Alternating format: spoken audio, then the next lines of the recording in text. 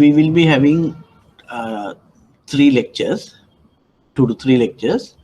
We will cover different things like credit policy, CAU, centralized process, then CAPM model, interest rates, that kind of 5 to 6 topics we will be covering. And I will show you the thing.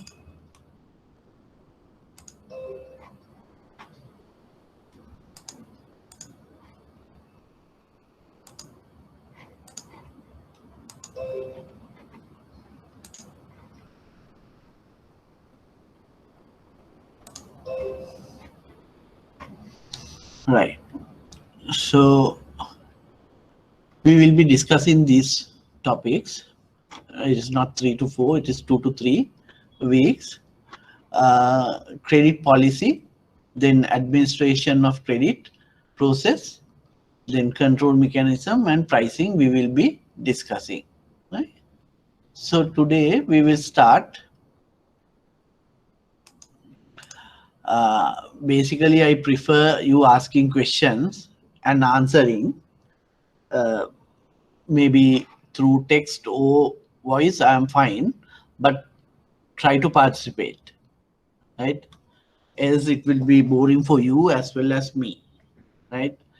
So we will have 4 hours.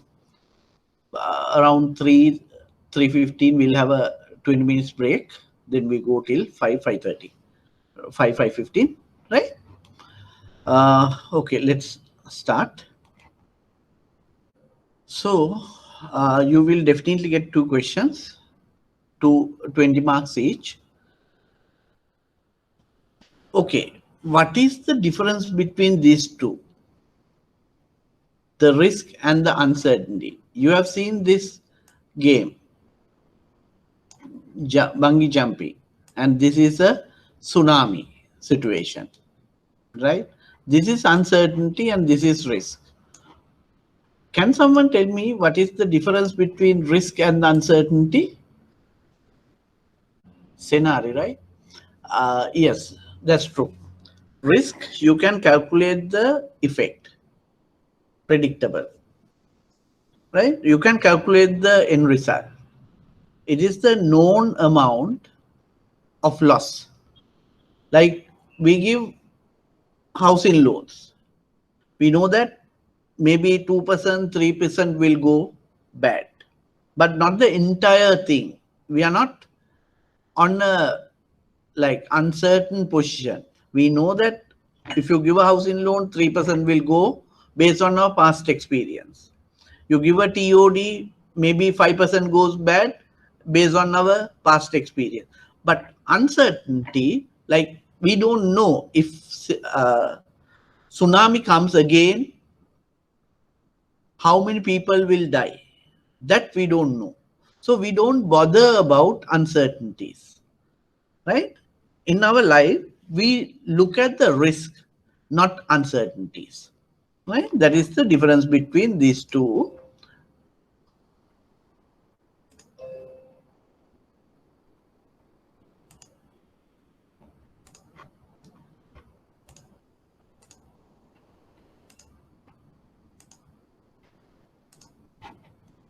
Right, so we will be focusing on risk part, not the uncertainty part. This is the definition. Risk is the exposure to present or future loss of profits and or capital.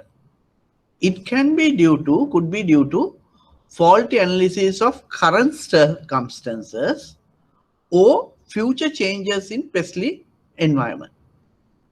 So risk can occur due to wrong judgment, wrong calculations, right? You don't identify a bad person from a good person in lending. So you are doing a wrong judgment. So it is a risk. Today we predict. Why we do all kind of evaluation? It is to identify the current position, and we put terms and conditions in order to maintain the same risk profile to the future. But suddenly, especially environment, What is specially environment? This one, political, economic, social, technical, legal, and environment, right? So this is the macro environment where we operate, right? So due to changes in this political environment, this specially environment, our risk calculation may go wrong. Therefore, we may get a loss, right?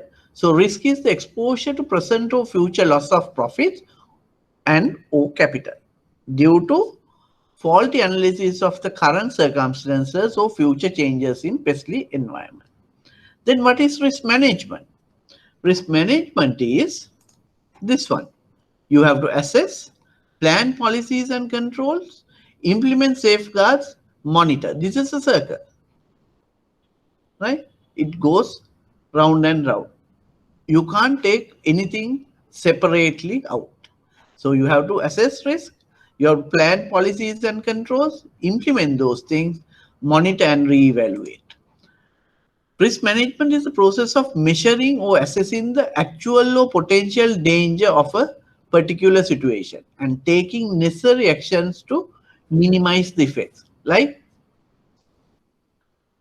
you want to lend to a tourism sector these days, then you have to take all the precautions, safeguards in order to protect yourself because we are not sure about the market. So the amounts we grant, the conditions we put, cash flow capturing, all those things you have to manage. So it is the risk management, right? Then financial risk. I'm talking about financial. There are project risks and those things, but we are talking about financial risks here. Are mainly three slices: market risk, credit risk, and operation risk. Under this subject, we will be focusing on the credit risk, not the market and the operation, but I will just take you through the two risks, right? Prior to that, is my speed okay? Are you clear?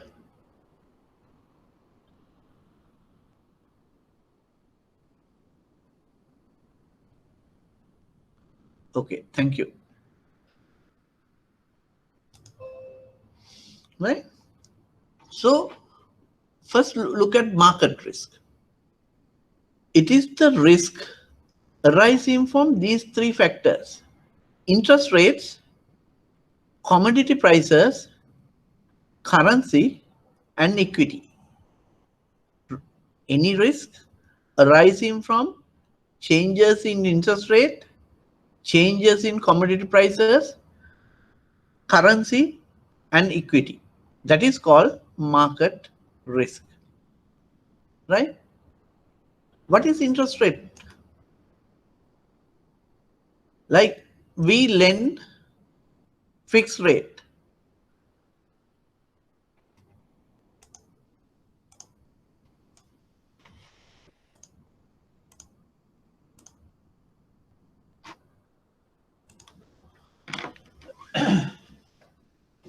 Right? Lending. Is the board clear?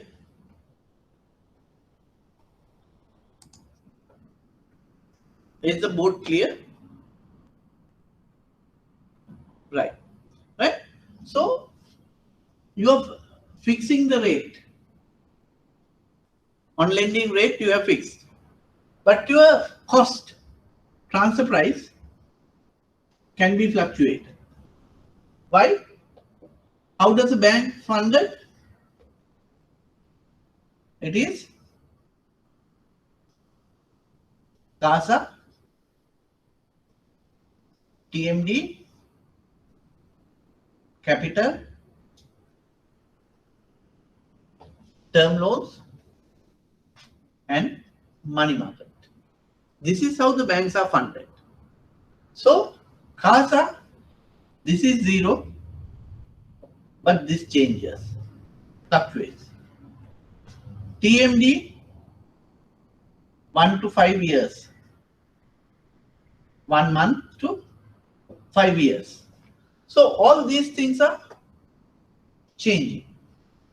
Only term loan and capital, it will remain for longer period. So see, the profit you have is here is like this. This is here profit. But here you may face a zero profit. Right? So this kind of a fluctuation happens through interest rate risk. Right? Market risk, interest rate, commodity, currency, and equity. Right? What is commodity? Can someone give me an answer on commodity?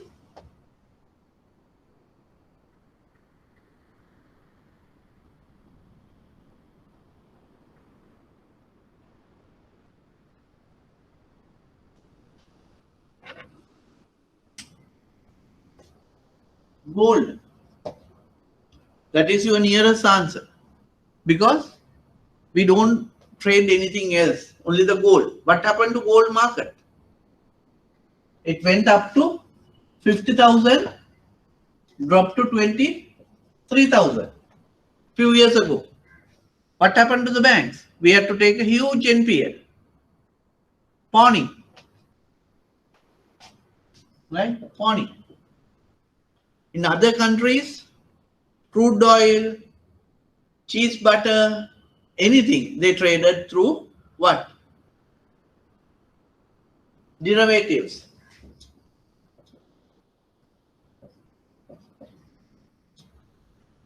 Right? So changes in commodity prices will create a market risk. So for you and me, the nearest is the gold market. That's the only thing we trade in Sri Lanka. Right? So look, the changes in prices will affect us. Then currency, FCY, foreign currencies, dollar fluctuations, GPB fluctuations, right? Any risk arising from foreign currency exchange rate fluctuations. Then equity. What is equity? Share market, bonds, right? So due to the fluctuation in pricing, there we will get a risk, that is market risk. So the people in a bank, we have different committees. Which is the committee looked at the market risk? We have different committees.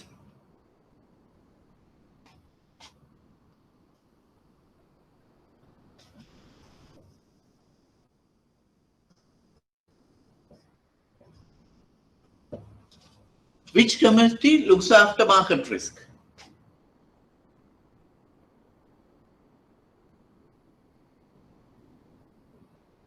ALCO, credit, or operations?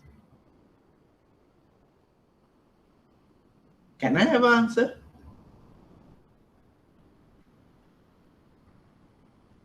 Yes, ALCO, Asset and Liability Committee, right? They deal with market risk, right? Then we talk about operational risk. Any risk which does not belong to market and the credit goes here, right? Risk arising from people, procedures, processes, and systems comes under operation risk.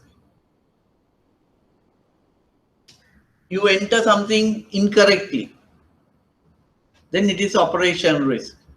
Frauds, it is operation risk. Within the organization, you fail, you break your leg, it is operation risk.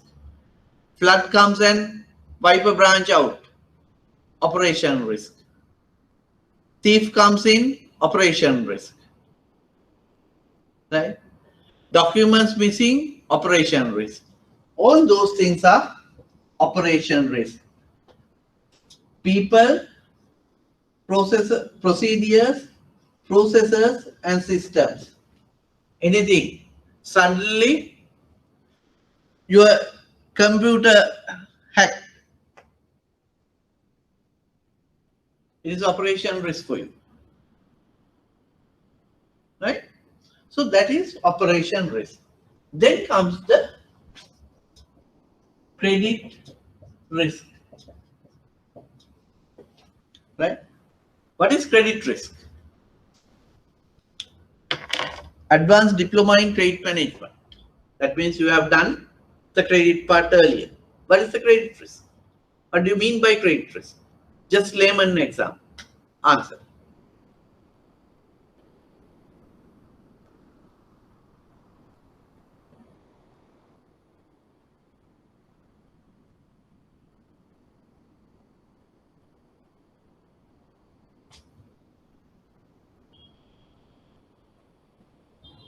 What is credit risk? Credit risk, you are not answering me.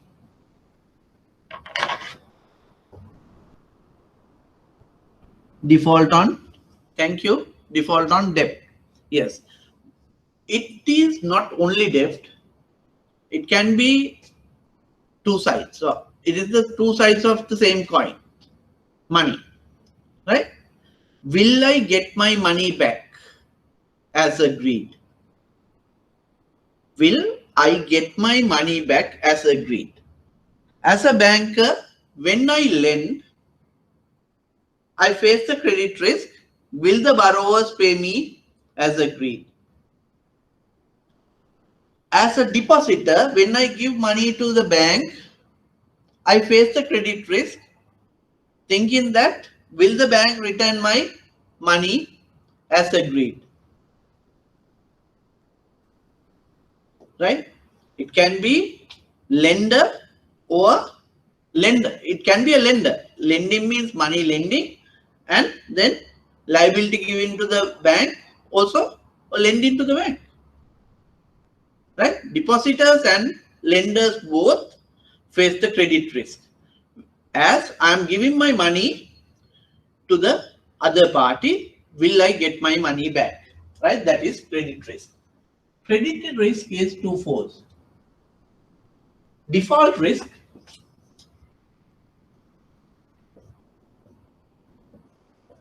and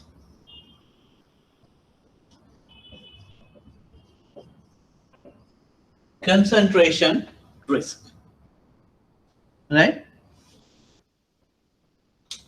If a customer is not paying us more than 90 days, or bank thinks that customer will never pay, that's called default risk.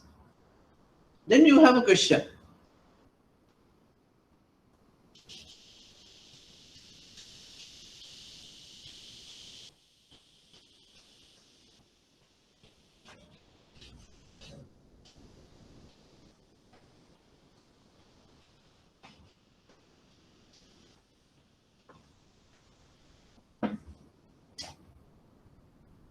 Credit risk,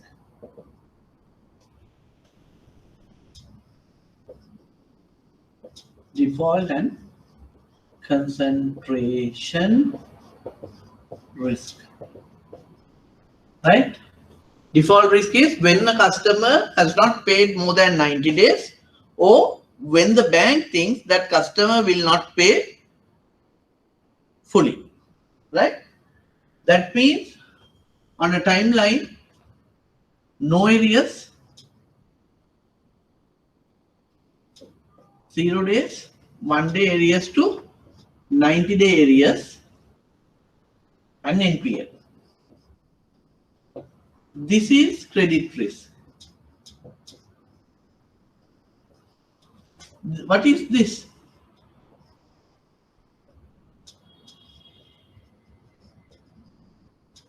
Late payments. What is it? What risk is that? What risk is that?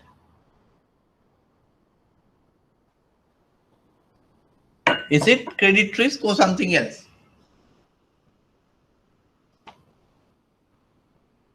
No, this is not credit risk. This is liquidity risk. This is liquidity risk. We are not getting as planned, right? So credit risk is this. I'll show you the note, right? So we discuss interest rate, commodity, currency, equity, then operation risk. It is the process, infrastructure, and model risk. Right? Model risk, people, processes, procedures, and systems. This is the credit risk due to an uncertainty in a counterparty's ability to meet its obligation in accordance with agreed upon terms. Is the proper definition, but I told is the layman word definition, right? Will I get my money back? Risk due to the uncertainty in counterparties, the other parties, ability to meet its obligation in accordance with agreed upon terms. Then I went on to say credit risk, unlikely to pay its credit obligation in full. The risk of loss when the bank consider that the obligor is unlikely to pay its credit obligation in full or the obligor is more than 90 days past due. That is default risk. Right? Then we go to concentration risk. Right? What is concentration risk? It is single or group of exposures large enough, if goes bad, will have a material impact to co-operations of the bank. It is a single exposure or group of exposures, related or unrelated, if goes bad, will create a material impact to the cooperation of the bank, right? So that is concentration. This can be name concentration or sector, industry, right? Name again, we have individual, it is a group, right? So like we take Mother branch. I have a billion exposure. Out of that, 400 million is for one customer. Is it risky or not? When I when I ask question, I prefer at least 50% of the class answers me. It is risk. I got one answer. I have 14 people here. 15 people here. If I can at least have 6-7 answers, that's good. Thank you, Imran. Yes, it is risk, right? Because we depends on one person, right? Then I have a 10 billion portfolio, a group, we say Haley's group, take more than 30%. Is it risky?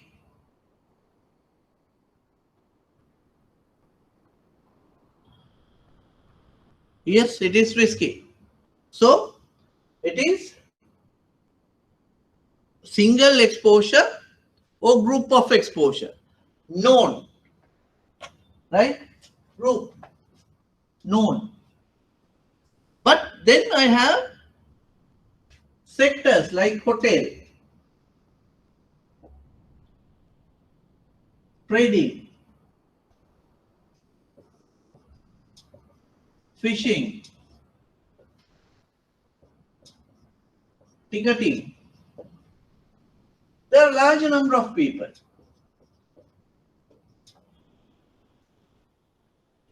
Related, if it is related here, if it is unrelated here. Group of exposures, related to unrelated, if goes bad, create a material impact. That is concentration. Like, think about our Nigambu branches. Mainly and heavily depending on tourism, hotels. What happens now? If the moratorium is not there, we would have closed the branches. Right, down south, the same thing. Hikkadua, Valigama, Mirissa, all those things. Right? So we should not have concentration to any one single sector or single product. Can be a product, can be a sector, can be a group, or can be an individual. So that is called concentration risk. Is it clear?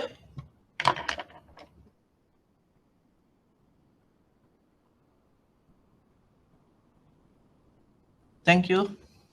Let's go. Right? Concentration risk.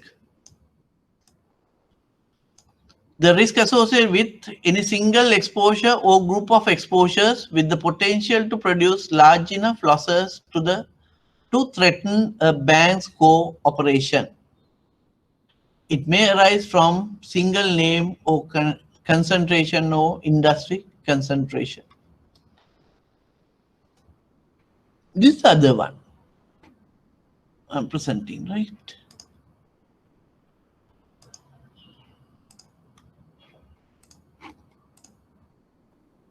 See, banks, we have different committees, right? We have, like, some committees are more important than others. All are important, but some committees are more regulated. These two committees, Bank Risk Committee, Board Risk Committee, and Board Audit Committee, they are the watchdogs of the banks. We are playing with others' money. So banks are the most regulated industry in this country, right? So this Board Risk Committee and Board Audit Committee need to be headed by non-executive, independent directors. What do you mean by non-executive or independent directors? Anyone has idea about it?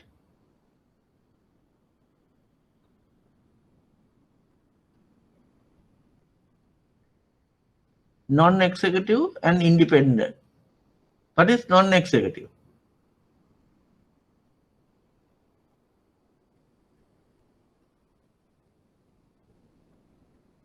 If you are not paid by the company, then they will be non-executive. Your CEO is the executive director because he is paid by the company, is maintained by the company, right? Independent. What do you mean by independent? Someone who is in the director board, not because he has ownership, he has shares. If I don't have shares, but I am representing the board, I am an independent director.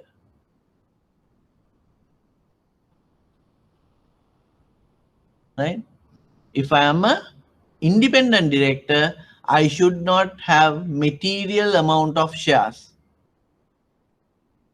I am representing someone else, some other organization, like government directors, central bank directors, them. Non-executive and executive difference is executive directors are paid by the company, and whereas non-executive directors are not salaried employees, right? CEO is a salaried employee.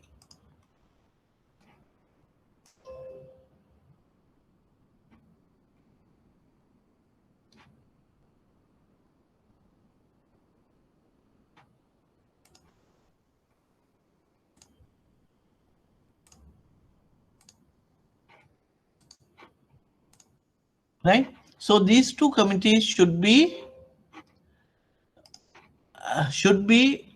headed by independent non-executive directors.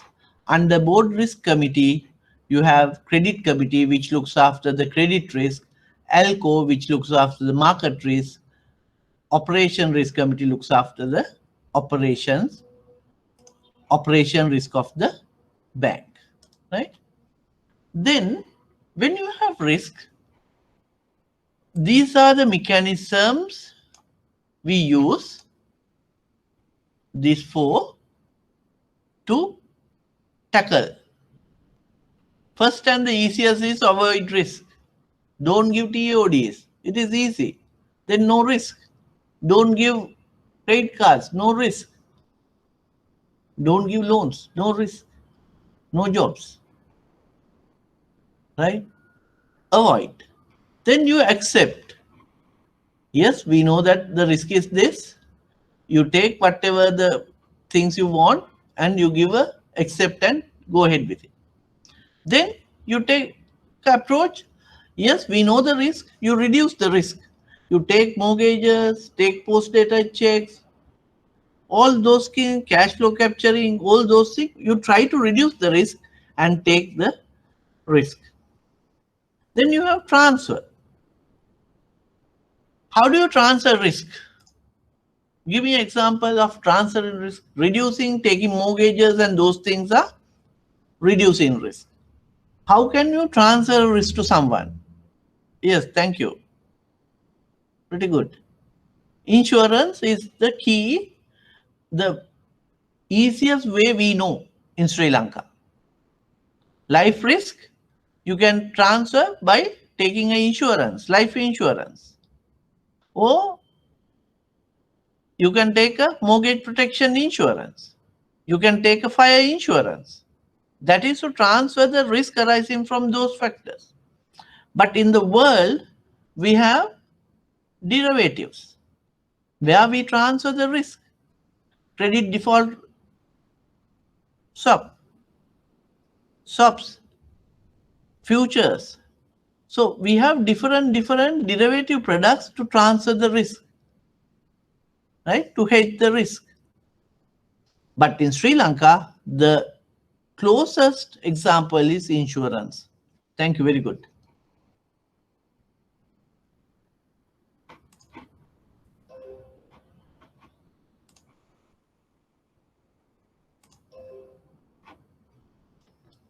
So avoid, accept, reduce, and transfer.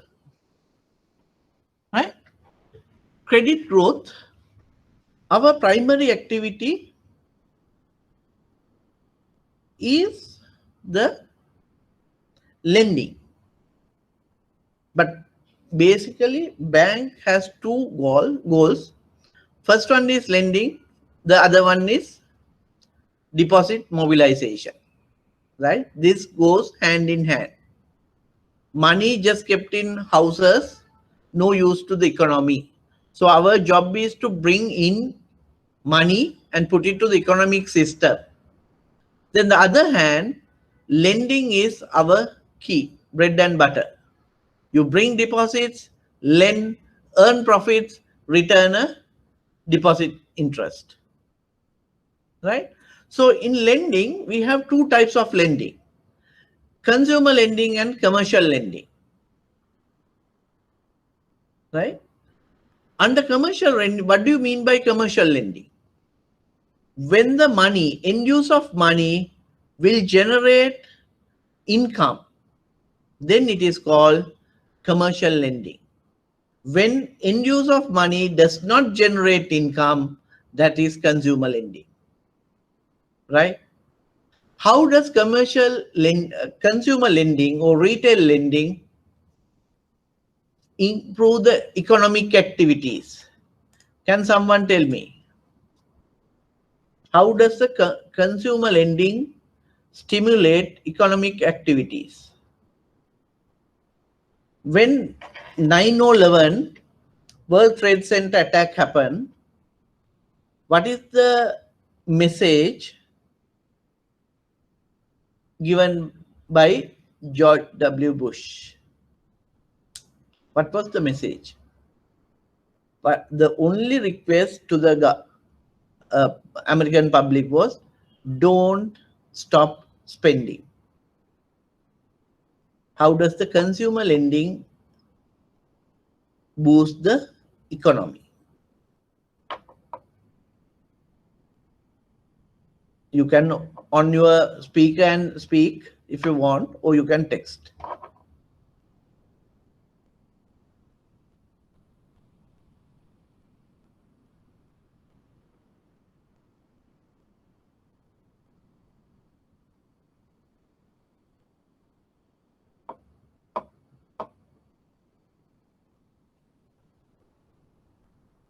This is not rocket science. Any answer is not wrong.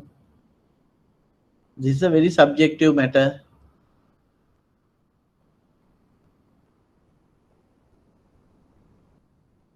Right. Deshika, right? Thank you. Money circulation. Yes. When you have consumer lending, you use that to purchase something, money goes to another hand, they create value addition. Like that, it goes on, money circulation. Right? See what happened. When you stop one, it will collapse everything. Right? Money circulation will continue. Good. Right? Then, yes, I told that lending is a key function of the bank. But when the banks are becoming larger, they tend to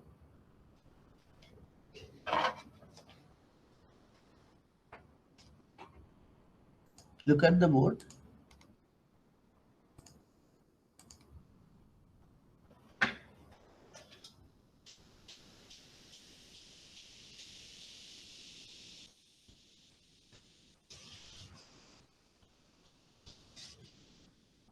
Right?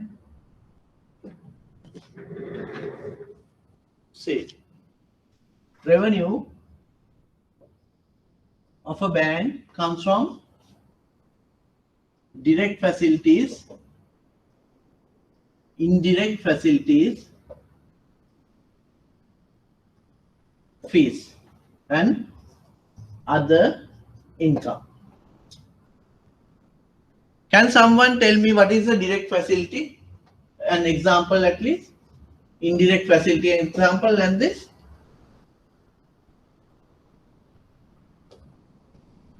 What is the direct facility?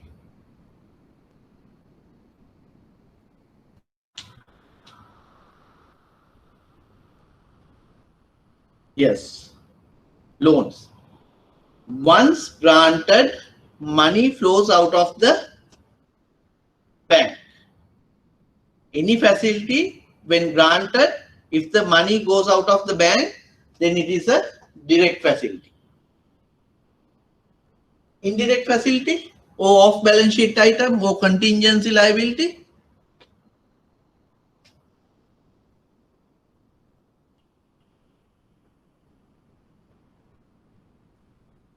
Guarantees. There, we do, once granted, money won't go out of the bank.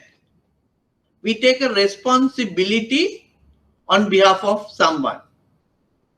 It is a secondary responsibility. If the customer defaulted only, indirect facility becomes a direct facility. TODs. This one, bank guarantees. Right? You earn interest here. You earn fees here, commission. Can you give me a fee and other income example?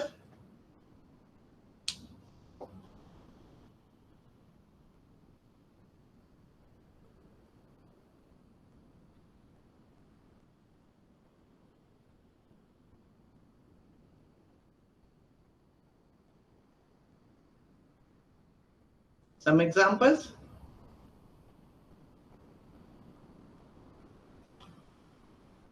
Charges on LCs, cash management. Yes, cash management, trade transaction, trade, insurance, fees, all those things goes here, right? Basically this. So when the bank is small or specialized, we depend heavily on this, right?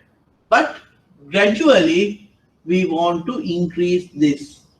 Why is that? When you are heavily depending on this,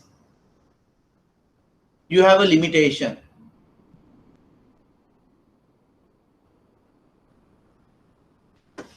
You heard about this?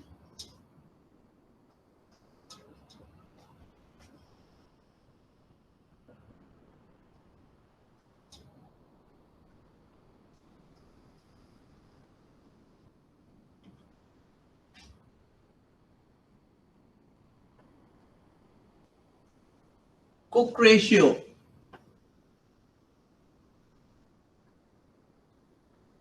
What is it? What does this stand for? MCA.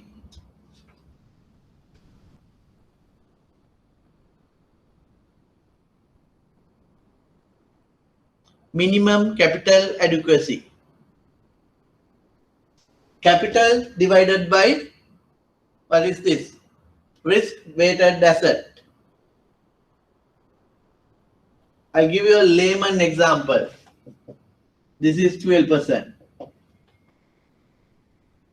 What does this mean?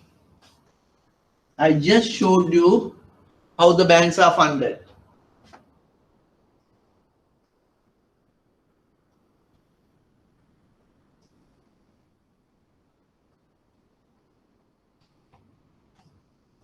CASA, TMD, money market, term loans and capital. On very layman term, this means if you want to lend 100 rupees,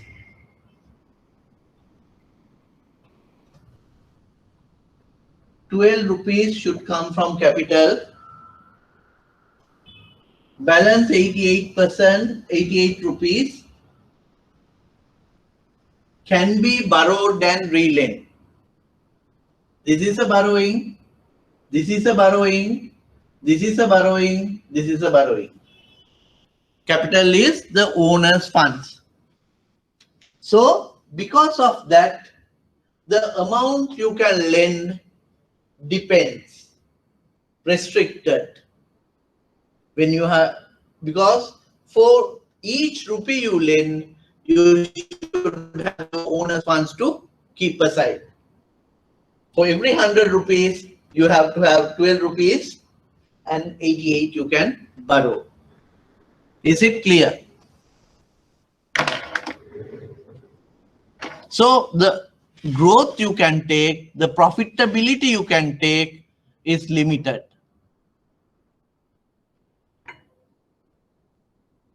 Are you in line with me? Am I clear to you? You want any explanations? Okay, good. Right? Now,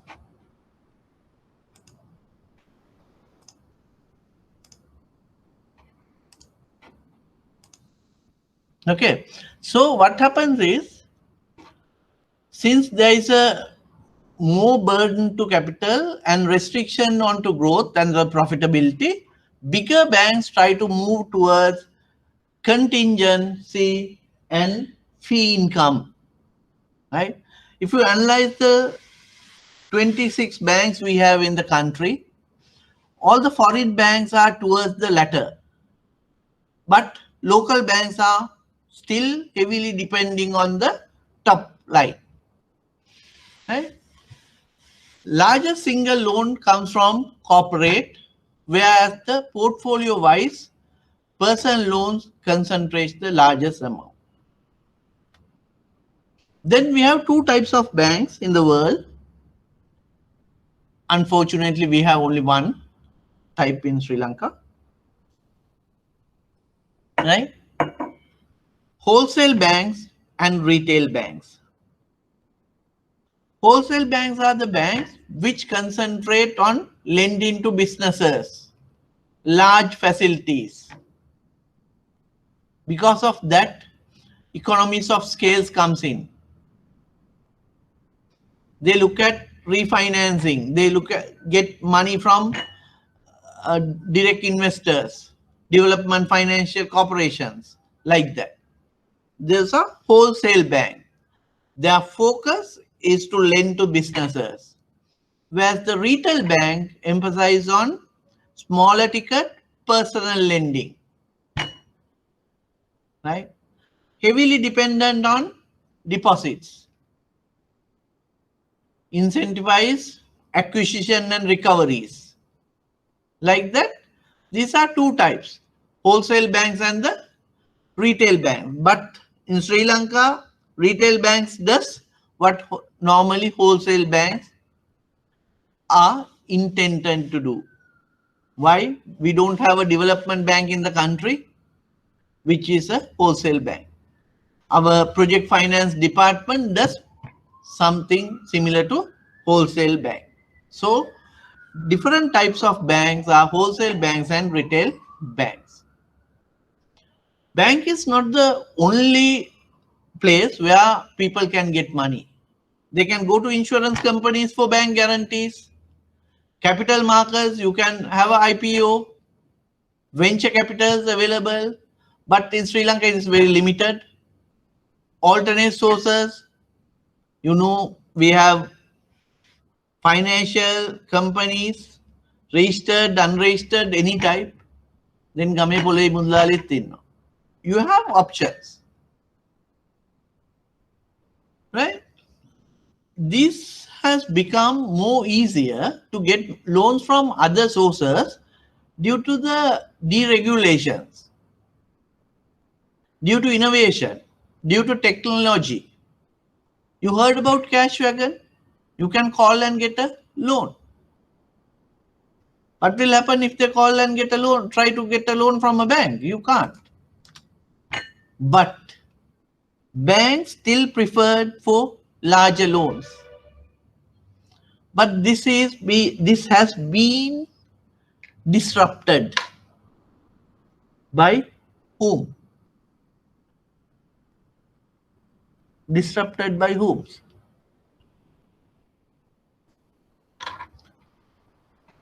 Tell me. Who disrupted? Right. Thank you, Nuan. You have given the answer. Fintech. If you and me sleeps and go on the normal path we used to take, I don't have much time. I'm very few years to go. But for you, you need a lot of time ahead of you. Right? Therefore, you have to be in par with these fintechs. Don't be a regular banker. Think ahead. Think innovative. Right? Think innovative. Go with the new technology. Okay. So these people are changing our landscape.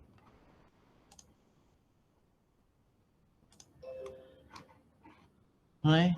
So banks still has a preference for larger scale loans, but this standardization, innovation, and all those things create a gap where the fintech start playing, right? That covers the introduction to this credit process. This is called 3I policy. When someone comes to the bank,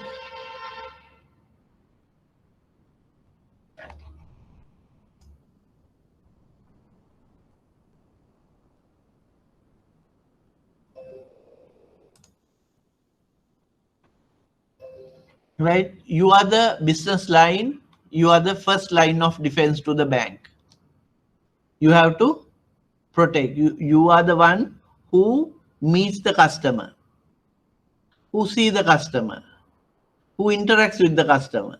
So your aim should be to evaluate the customer and find whether this is a good customer or a bad customer, right? A customer with a big deposit is not a good customer. You should not think on customers with a deposit in mind. It happens. We have a lot of deposit target these days. So when a customer comes and tell, I will give you a 50 million deposit, you turn back and say, very good customer, why can't we give a loan, right? Customers are evaluated for two different reasons. Deposits, you look at the KYC. Liabilities, you know, on top of the KYC, you need to have what? I show you this. What?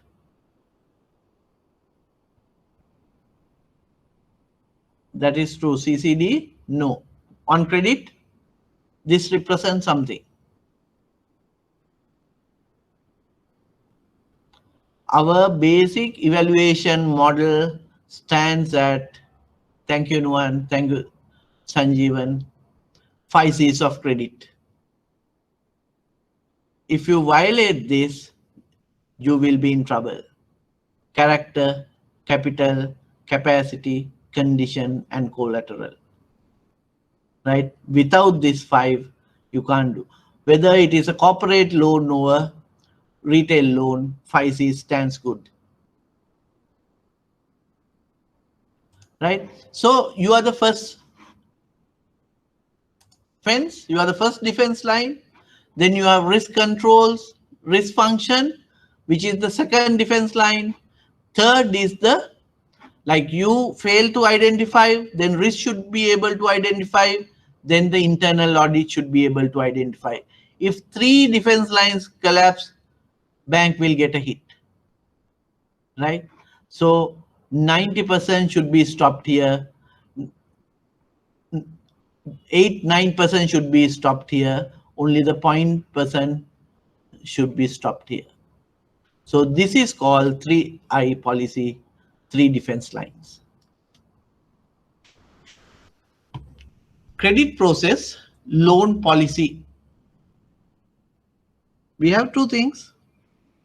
Credit policy, which is the high level lending guideline that bank needs to follow in granting credit. High level lending guideline that the bank needs to follow when granting credit. Right. Right. That is the credit policy. We will be discussing on this. Then we have a culture in Sri Lanka. We have a culture, Sri Lankan culture.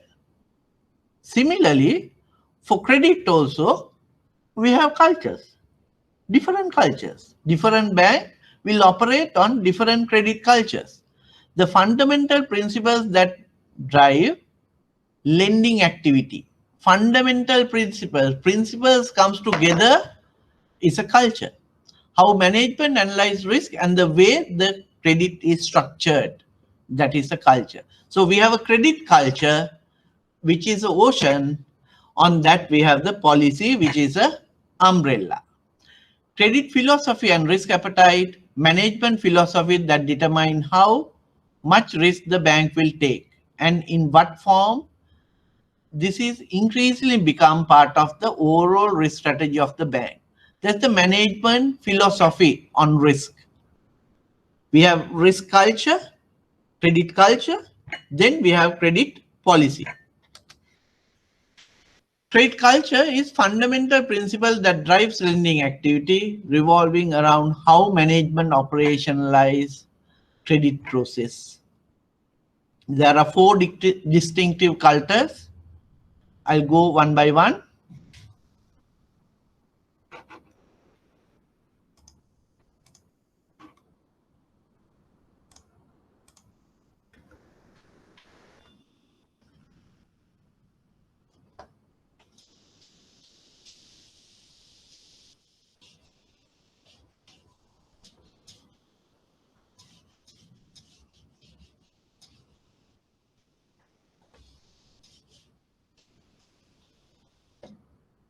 Right?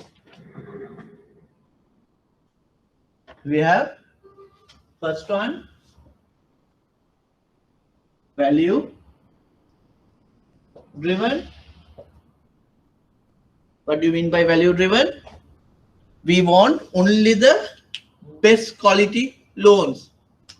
Zero NPL. Value driven. We are looking at the cream of the society only. You are not going to entertain SMEs or the micros or low level individuals. No, we are not entertaining. Our first and key most important is credit quality, zero. Right? Zero NPL. Then profit driven. Right? Here key emphasis stands at profit. Right? I want profits. So this kind of a culture, we may go into credit cards, short-term unsecured facilities, TODs, micro, that kind of a thing, where the margins are high. Right? Everything depends on the theory called risk return trade-off. Higher the risk, higher the return, lower the risk, lower the return. Here, low risk, returns low. This is high risk, high return.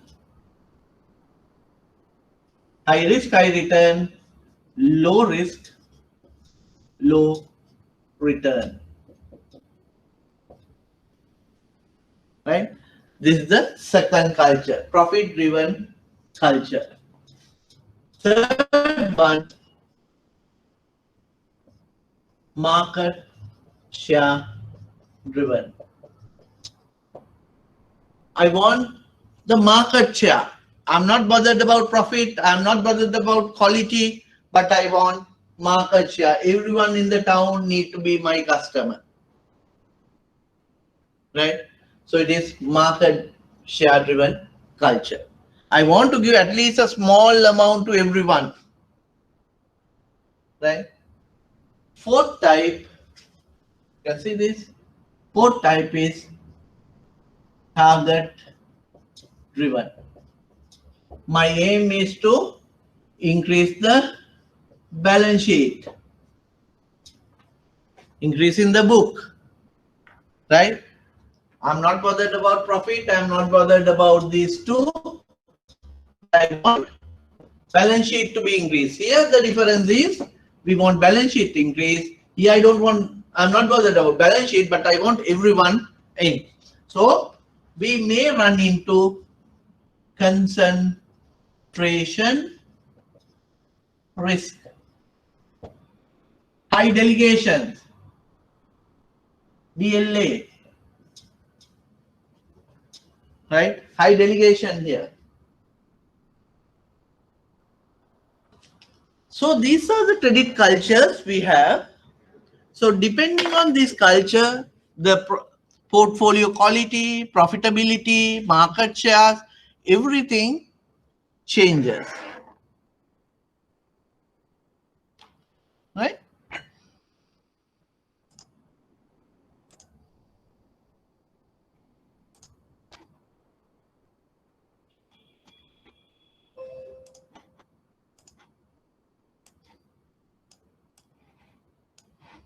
Okay, value driven, current profit driven, market share driven, and target driven. Credit culture, what consists of credit culture? These are the things which covers the credit culture. Organizational design, very hierarchical organization or lean organization. Reporting arrangements, like you have a direct reports, you have dotted line reports, everything to, like when you are very much conservative or value driven, you have lot of reportings. Risk department is more powerful than the business lines. Communication practices, some banks without email nothing will happen. Always the top has to approve everything, no delegation. Lower level only acting, but the script is given from the top. You are not empowered to do anything. Incentive schemes for loan officers. When you are going on profit driven, no market share driven, target driven, loan officers are paid for number of facilities, right? Target sales oriented, sales teams goes everywhere, collect and bring. So those are market share or the target driven things. Development orientation, profitability, aggressive versus passive. So these kind of indicators and pillars are there on culture. Then it reflects some of the following ways. Culture is reflected here. A comprehensive approach to asset quality management. I told you risk is powerful than the business line. Risk looks at everything. Centralize and decentralize lending policies. What do you mean by centralize and decentralize? What do you mean by centralize and decentralize?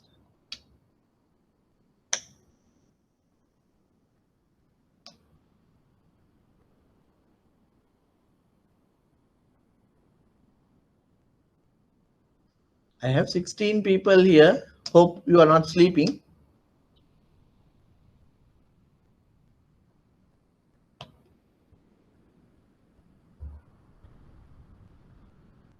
Centralize in the sense all lending powers are at the head office.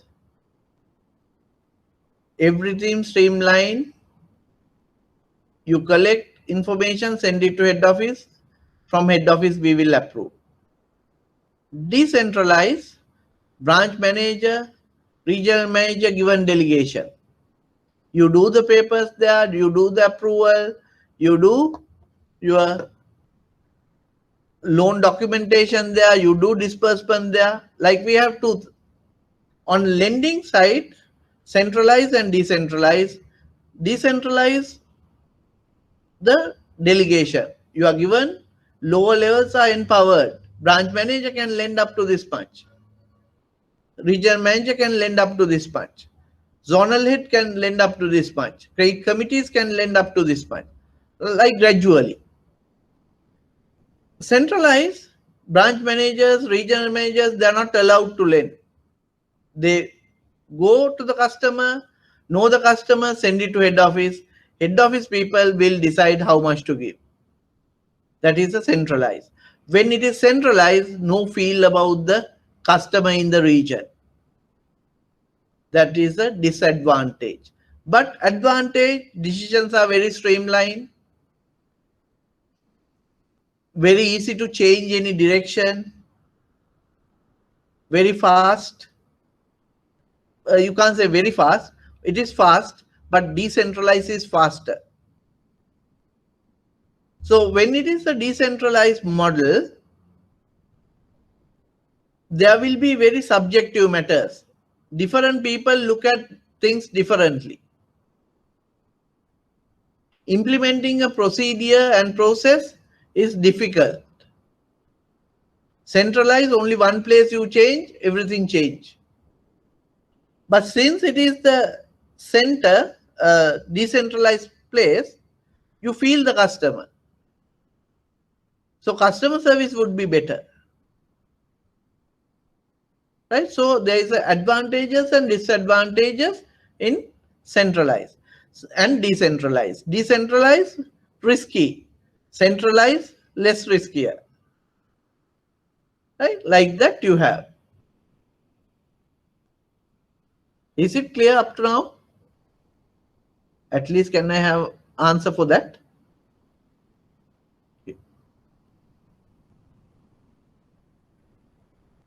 Okay. Right? Whenever you are not clear, please stop me. I don't have any issue of repeating because I just want to give you knowledge. Passing exam is in your hand. I will give you 2 questions, but purely from what I discuss in the class. Nothing new, don't worry, no sudden this thing. Right? So, but you have to read through my handouts and listen to me. You will be able to pass. I don't intend to fail anyone.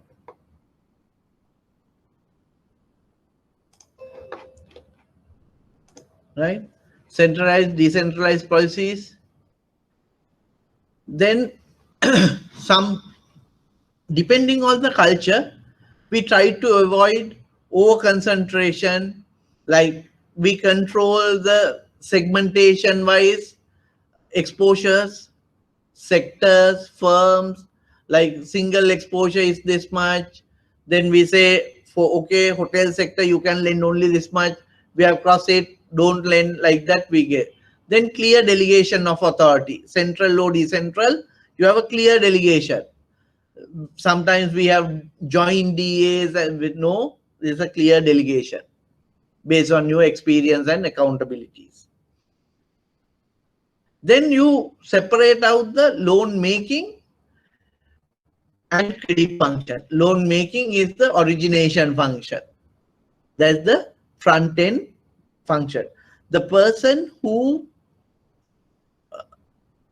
after this I will explain it, who creates the loan should not be approving.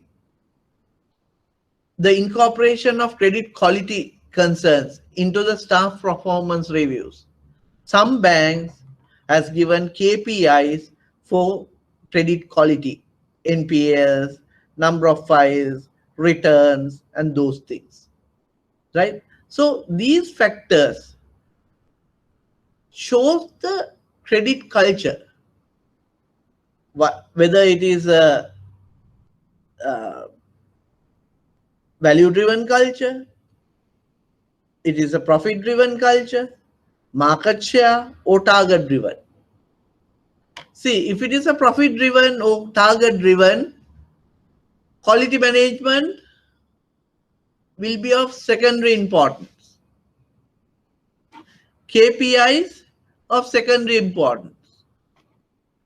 High delegations. But if it is a value-driven, delegation at the bottom level will be lower.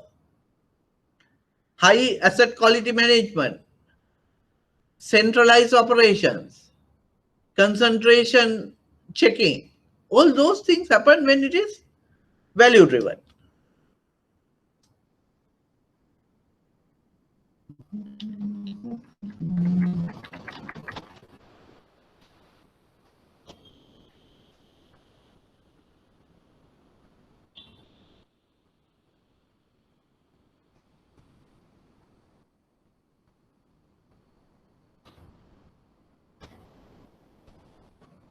Right. Right? Then we go to credit policy, right? We will discuss what is credit policy, who should process it, what should be underlying basis for it, areas to be, minimum areas to be covered, exceptions, who should own, and how policies can be structured, right? So we will be discussing that. What is a credit policy? Credit policy formulate high level, we just told, high level lending guidelines that the need to be followed in granting credit. Right? Credit policy distinctly demarcate the boundaries of credit risk appetite for a bank, strategic direction to lending function. Credit policy is the high level guideline. I told you credit culture is the base, then credit policy is the high level umbrella. Right? Who should process it? Who should give the management direction? Who should say where to go? Tell me. In a bank, who should tell you where to go, what to do? Who will tell you? Lending. I'm talking about lending.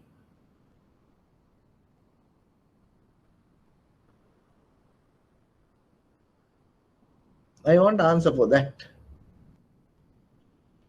Is it the regional manager, zonal head, or the AGM, DGM, CEO, board of directors?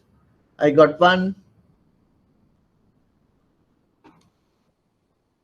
Directors, I got one answer. What about others? Who is giving the direction to lending?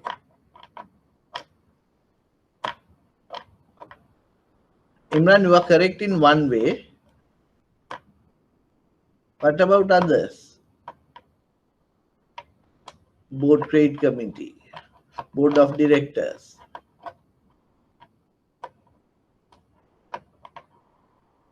One more answer, please.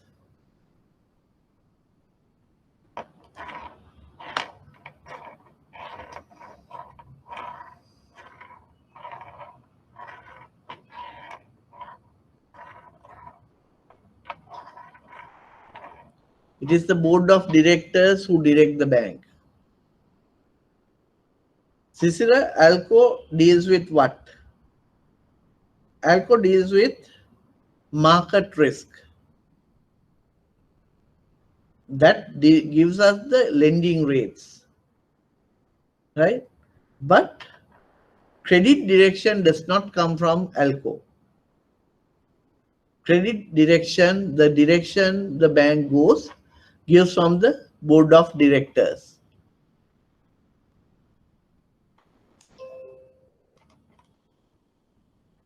Who set the risk appetite? That is the board of directors who decide whether we are like management can propose, but board of directors need to approve that.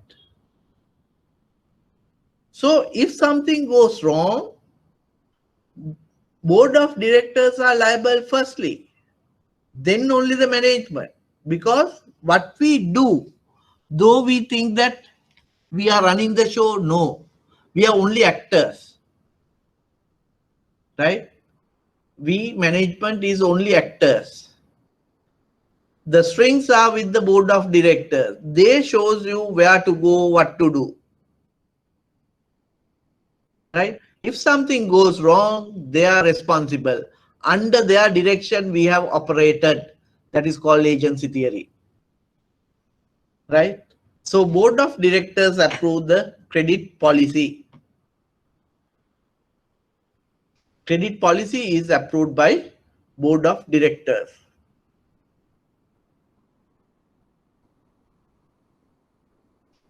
Here, who should prepare the credit policy? It is the risk department.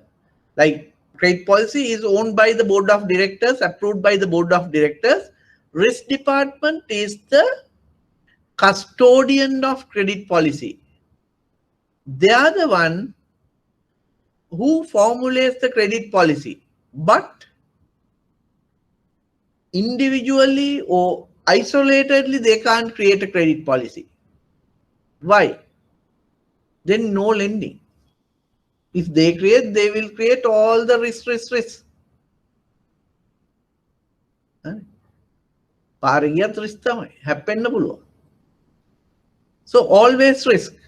No, it should be a joint effort by the front line, the business lines, and the risk. Right?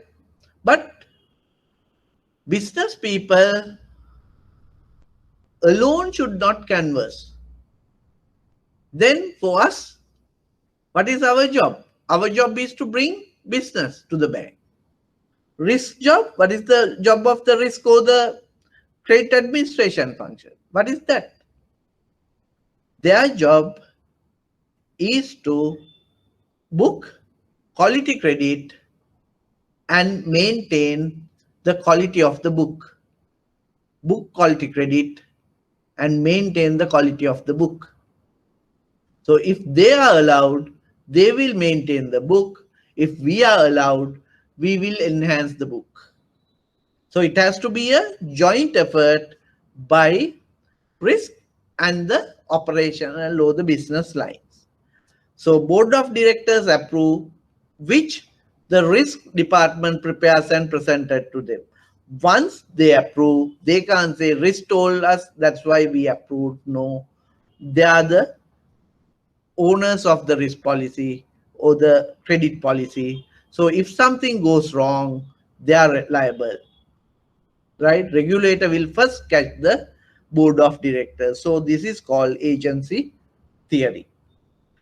So custodian of credit policy is the risk department. They alone can't prepare it.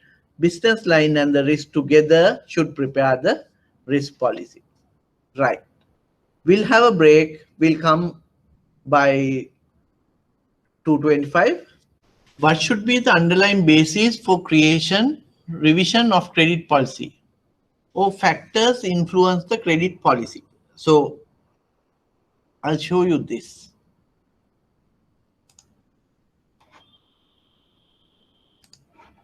Look at the board. Right? I told you credit policy is the overhanging umbrella. Right?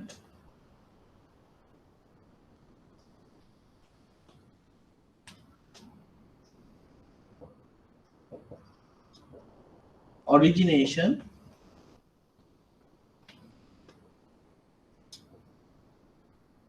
close of facility. It can be regular closure. It can be foreclosure. So you originate, then you go on analysis,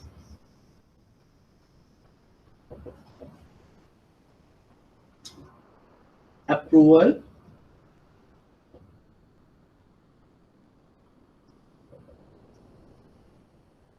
disbursement,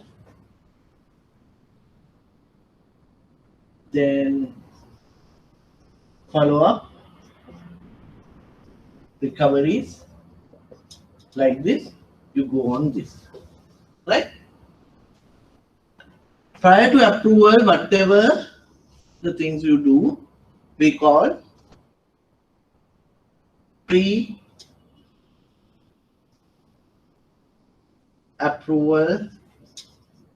monitoring. From here to here, it is post-approval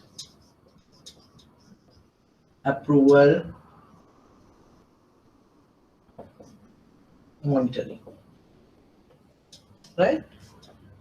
This entire process is credit operation When you talk about credit documentation from day 1 to the last day, you have credit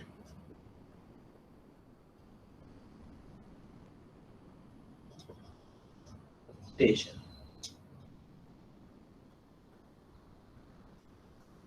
right? So this is the credit process, right? Then you have an umbrella which is called the credit policy, right? Then we have smaller umbrellas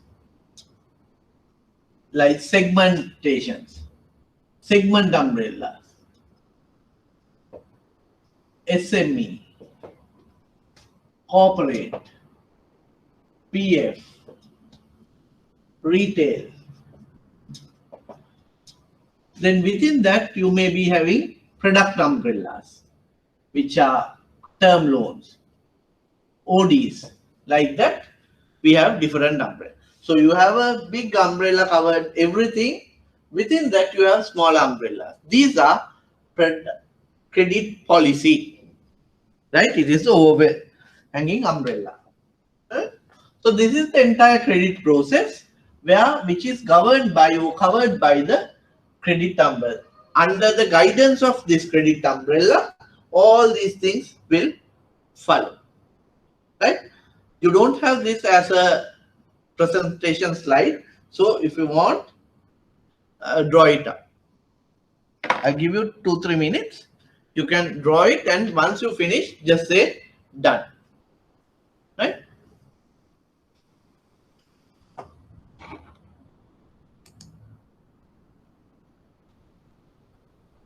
So once you finish, let me know you are finished. When 50% of the class finish, I will go to the other subject matter.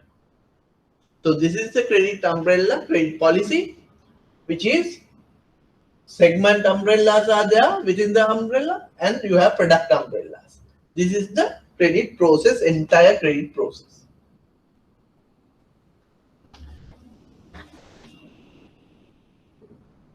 After closure of facilities, below I have written regular closure and foreclosure, forcible closure.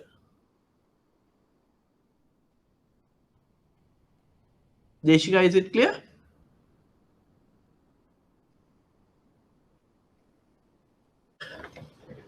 So let's go. Now we will look at what are the factors affecting this credit policy. Right?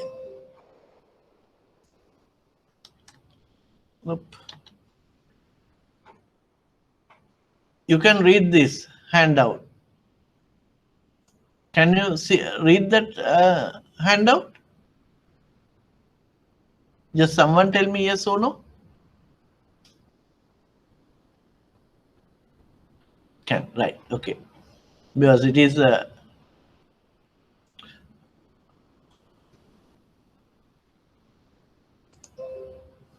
right. This is animated handout, so when they took it for printing, this is like this, right? So capital position of the bank. I showed you how the banks are funded and how the banks are controlled by capital, Cook ratio, minimum capital adequacy ratio I showed you. So credit policy depends on capital adequacy, capital position of the bank. If you have lot of capital, you can have a lenient credit policy. When you don't have much capital, you have to restrict your policy. Position of local and national economy. If the national economy needs lot of private funding, the banks need to fund. So your policy should be in line with that. Competitive position. When you have large number of banks, when you have competition, you have to be in line with that competition. Credit culture. The culture decided by the director board. Are we going on Value driven, market driven, profit driven, what? Earning requirement and expectations. 5-year budget, what is the projected income? Deposit variability, ability to generate deposits. Some banks are good at generating deposits, while some banks struggle to have CASA ratios. Some banks, they have 30-40%. Some banks around 14, 19, 18, that range. Credit need of the operational areas. We say we are in a rural Anuradhapura, Polonnaruwa.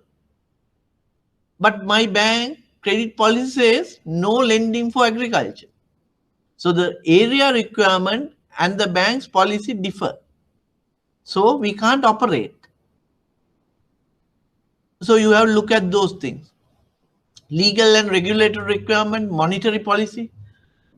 We are a part of central bank. It's governed by central bank. So the monetary policy says no lending. We can't say no, we are going to lend. Monetary policy want us to lend. We can't say no, we are not going to lend. We have to go in line with the country policy. So these are the factors which decide the credit policy.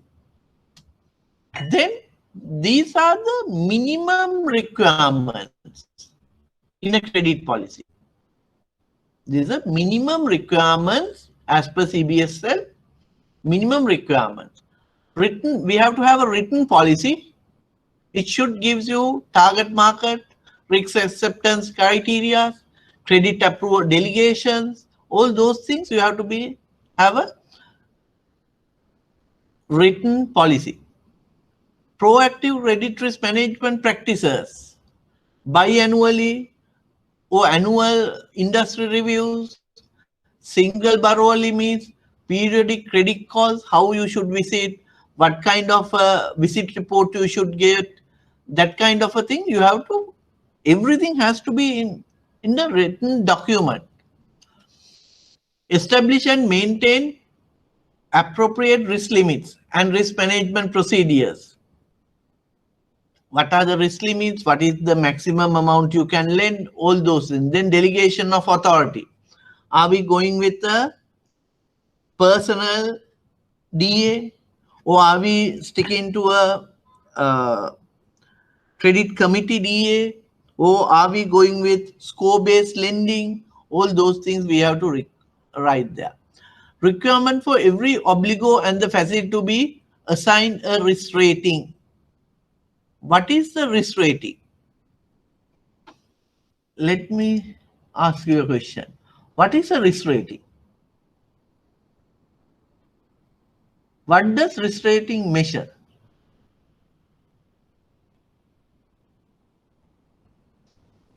See guys, you are doing advanced credit management. Right? That means you have passed one level of credit management. Read these things.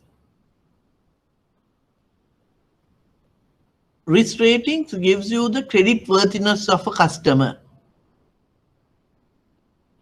Risk rating gives you a credit worthiness. It is not a direction to lend or direction to buy, not a whole decision. It's just an indication of credit worthiness. Right? What do you mean by external credit rating and internal credit rating?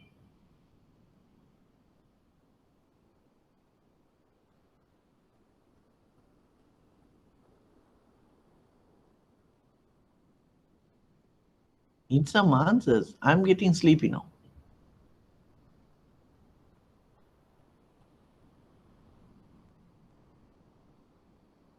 External credit, internal is per bank's assessment. Good one. External?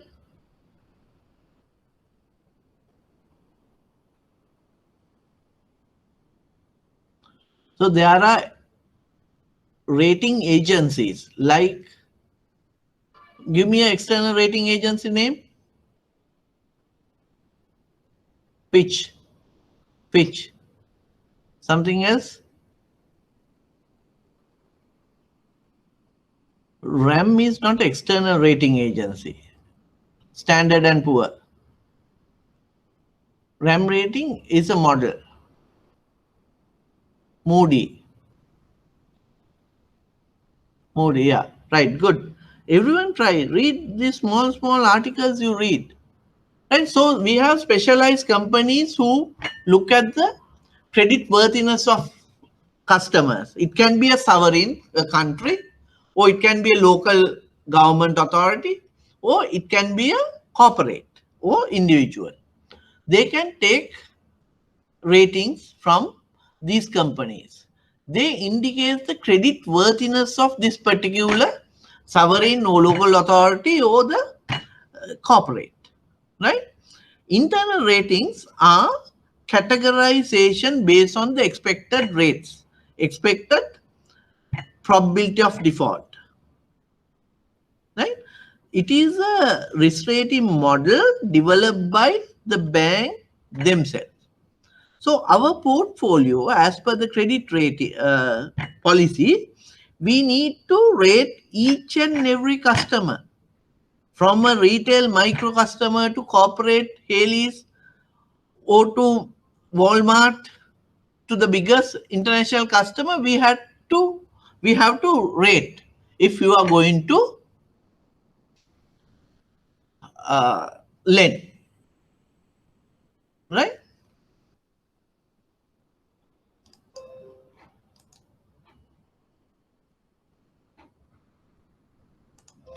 So require for every obligo and the facility to be assigned risk rating.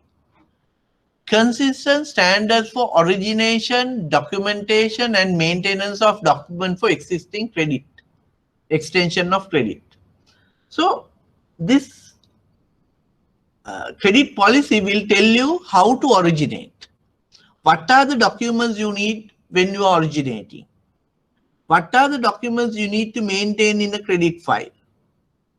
When you are doing the review, what should be done?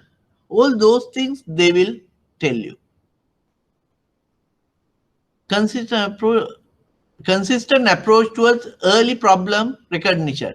So we know how to originate, how to evaluate, how to approve, then how to disperse. All those things will be there. Then you have the recovery and monitoring.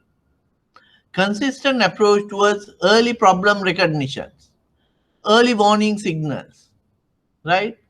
What should you do when a facility goes bad first day, third week, first month, when it crosses to the second bucket or second stage? All those things they will write. Classification of problem exposures, how to watch list, how to lead list, watch list categories, what to do, all those things they have to write. Credit risk limits by obligo concentration, that means it will give you, okay, single borrower, this is the maximum you can go. For a single industry, this is the maximum cap of the portfolio. Like that, it will give you direction. So you can't go more than that. Then responsibility of credit function to report comprehensive data to risk MIS. See, we can lend, we can do everything, but if we don't have MIS, you can't take management decisions. So you need to provide proper details to the management information system. It has to be accurate and it has to be speedy, timely and accurate. So these are the things, minimum elements in a credit policy. Credit policy is a overwhelming umbrella. All these things need to be covered there. Credit policy depend on these positions, right? Right. Then, okay, we have a guideline. For any guideline, there can be exceptions. Can we do exceptions? Yes, we can do exceptions. But these exceptions can't be approved by lower levels. It has to be approved by the people who approve the credit policy. That is the board of directors. But there are no exceptions criteria. There are some guidelines which there is no exceptions, like lending for pornography is no exception. Lending for creating safety shoes, or like in Sri Lanka, if you lend to manufacture arms, that is no go one. Drug trafficking, ganja bawanna dunnot, no go one. No exceptions. You can't do this. Right? So like that you have exceptions.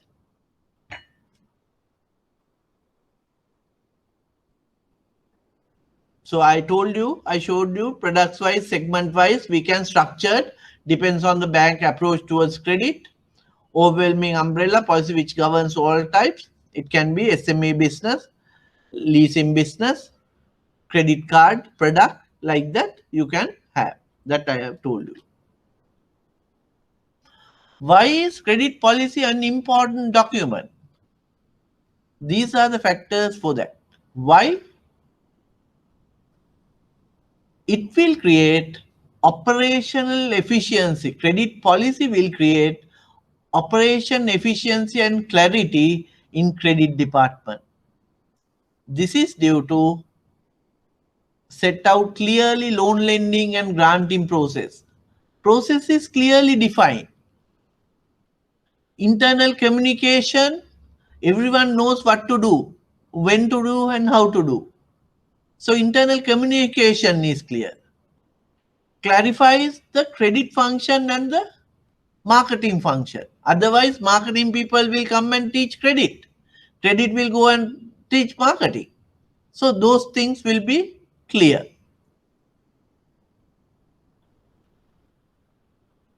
So set out the steps that need to be taken in mitigating risk and minimize the losses to maximize the profit. Right? We saw reject, accept, reduce and transfer. So credit policy will tell you how to reduce, how to transfer. All those things they will discuss. Set out the authority levels, DLAs. Everyone knows, okay, this can be approved only by these people.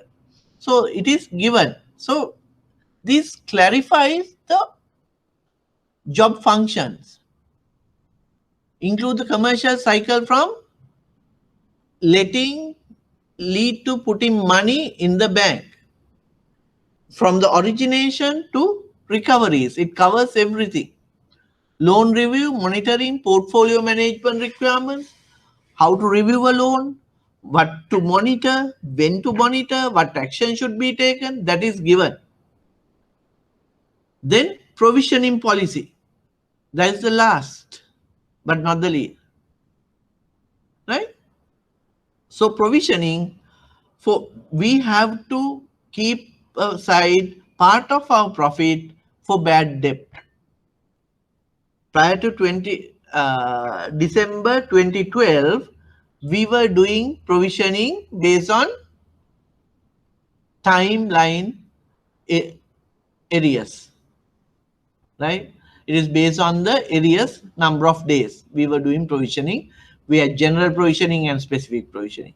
Then after December 2012, we shifted to impairment provisioning, which is based on the best knowledge of the credit people, we predict the risk position of the customer. Based on the predicted cash flows, we have individual impairment and collective impairment. So these policies are given in this credit document.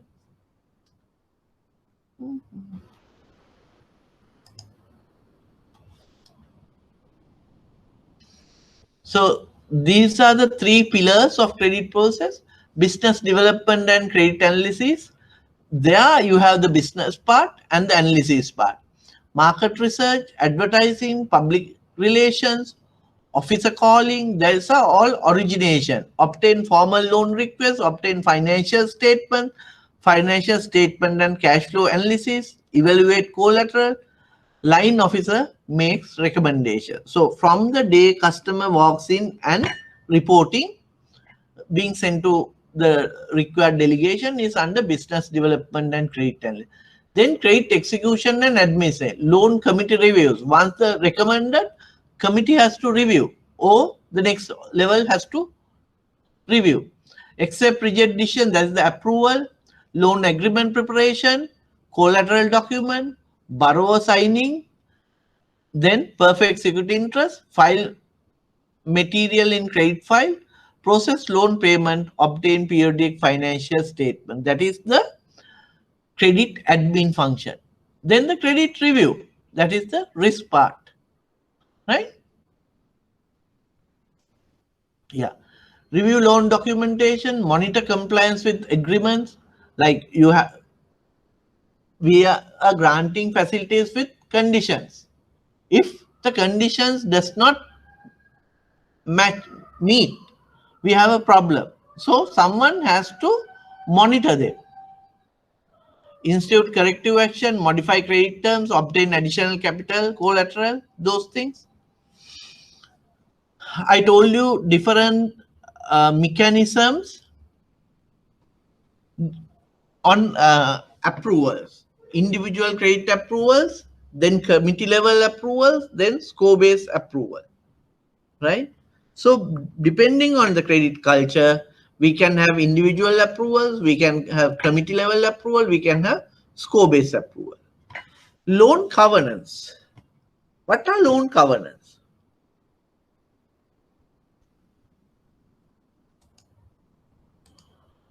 What are loan covenants? Prior to that, I need to modify this diagram. We have somewhere here CRD, credit review mechanism, credit review department, where we, prior to approval, they will give their concerns, they will try to assist us in approval. Then we, somewhere here after the approval, you have LRM, loan review mechanism, credit review division.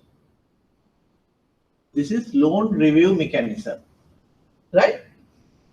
The difference between these two, this is prior to the approval and money going out. This is after money going out. They try to put the credit into perspective, whereas they try to correct the approving authorities. Their job is to correct approving authorities.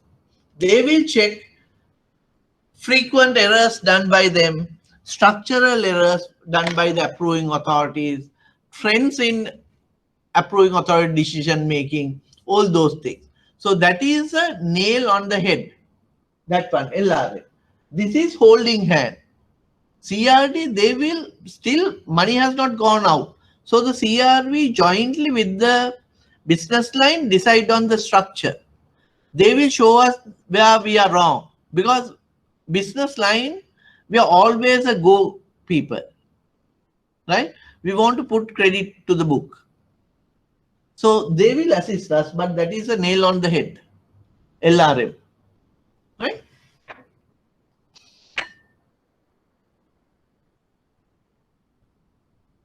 Okay, I was asking you a question.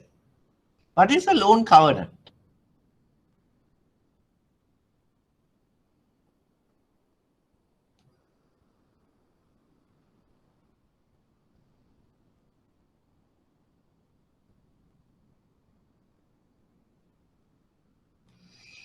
What are covenants?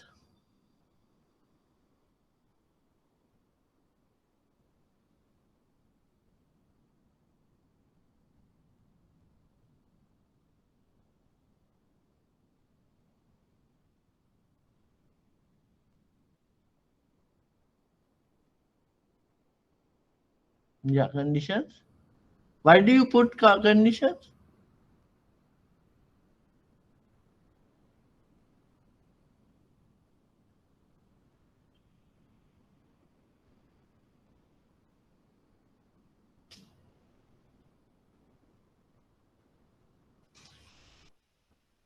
like these covenants and conditions, covenants or conditions, we place them in order to maintain the risk position, right? It is like this. You can see this part, right?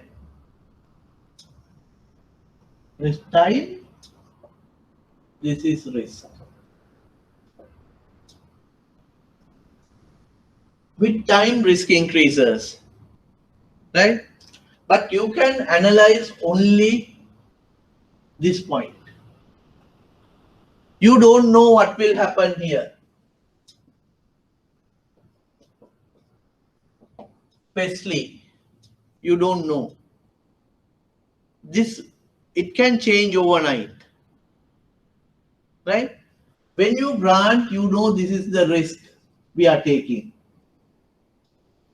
So in order to maintain the similar risk profile, we put forward conditions.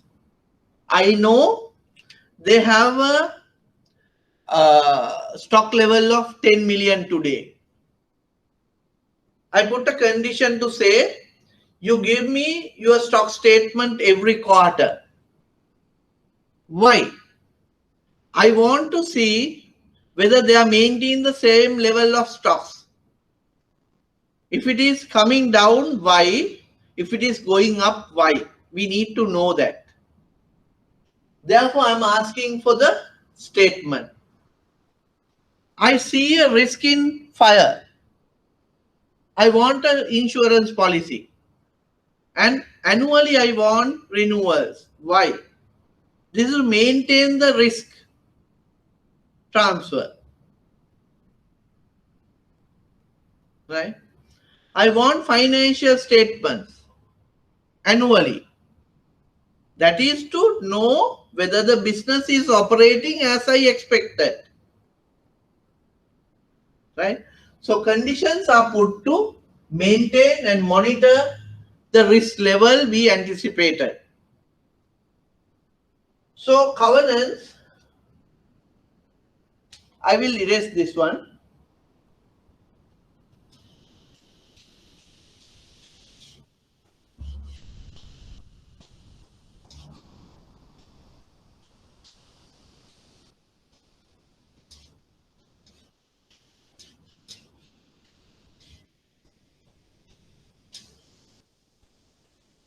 Right? Covenants are two types, positive or negative covenants. Affirmative or restrictive covenants. Affirmative or positive covenants are covenants where we ask the customer to adhere to. Stock statement,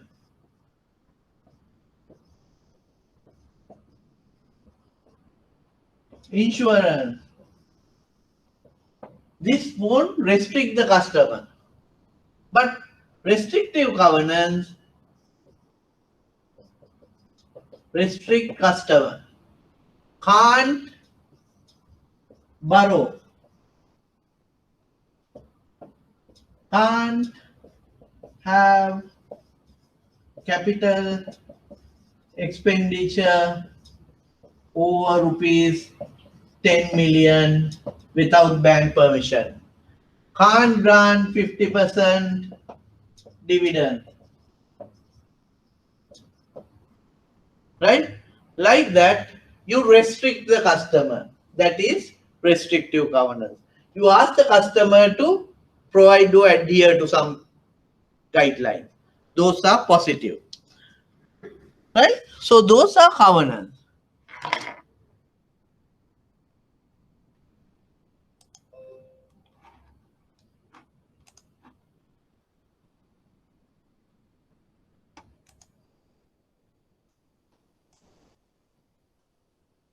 You can see this board. I was not on the presentation mode. Did you see this? Is it clear? The board is clear?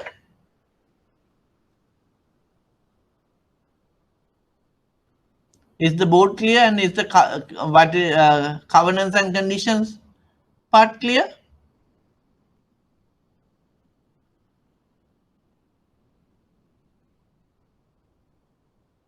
Few more answers, please. Okay, thank you. Right?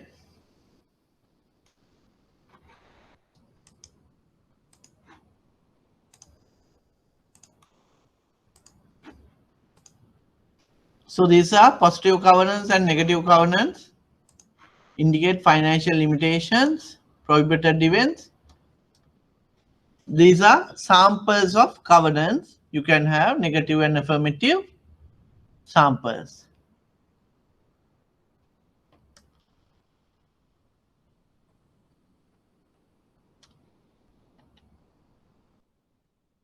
Okay, there was another slide here. It is not coming up.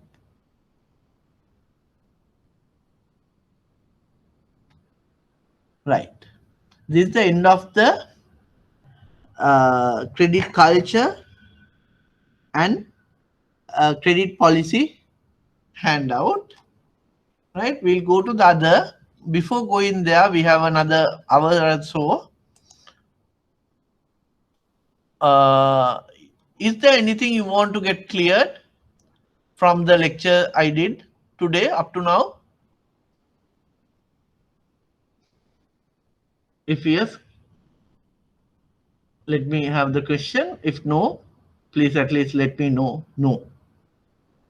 This handout is a basically credit policy headings.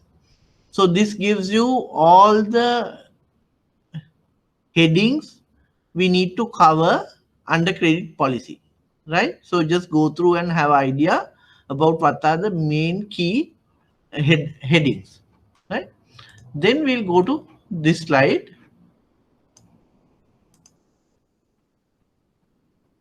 Right, now I am presenting. This is the second part, right? Credit process and credit administration. We will look at what is credit administration, right? What is credit administration, why it is important, right? How the credit process is structured, which department unit fits where, who will do what. There are a lot of departments involved in credit, right?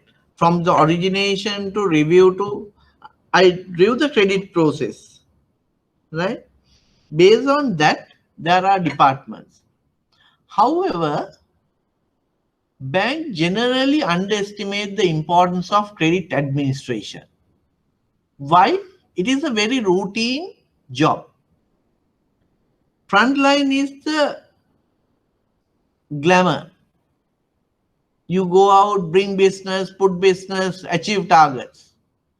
But backend, you have credit administration part.